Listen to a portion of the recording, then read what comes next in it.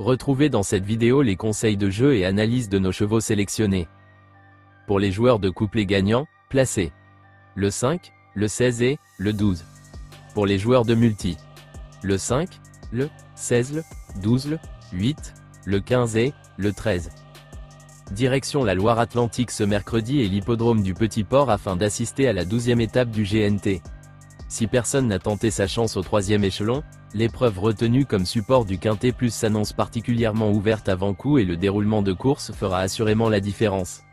Ayant laissé des regrets le mois dernier sur la cendrée parisienne, Horatius Della, le numéro 5, va tenter de redorer son blason ce mercredi.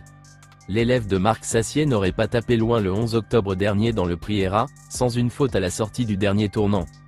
Auparavant, il s'était bien comporté dans l'étape de Cherbourg, et va se plaire sur la longue distance proposée. Associé à un Éric Raffin survolté, il constitue un lauréat potentiel, même si sa marge s'est réduite au cours des dernières semaines. Idéal Lignery, le numéro 16, cet ancien élève de Fabrice Soulois, est un sujet de classe qui a effectué l'essentiel de sa carrière à Vincennes. Écarté de la compétition depuis début mars, il vient de rejoindre les boxes de Jean-Philippe Monclin, auquel il fait bonne impression, qui le défère d'entrée de jeu. À ne pas négliger. Y de Ceylan, le numéro 12, doit une revanche à ses preneurs après une dernière sortie décevante à Cherbourg. En cette fin de saison, il peut quelque peu arriver en bout d'effort mais ne peut être totalement écarté, au vu des sérieux titres qu'il possède.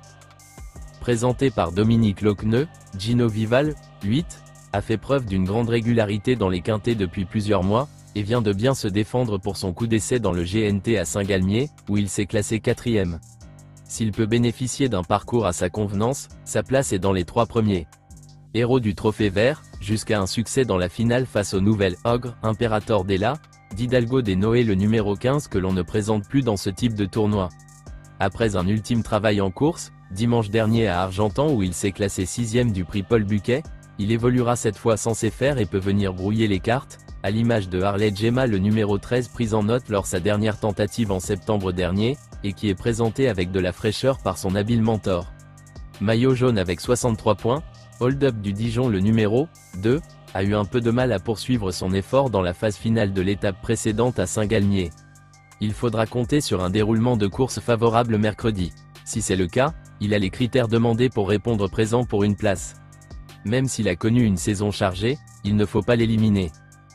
Ginko du Roussoir, le numéro 1, reprend le chemin de la compétition en étant déféré. Il est donc en mode course pour sa remise dans le bain. Cette année, il n'a pas réussi à se mettre en avant.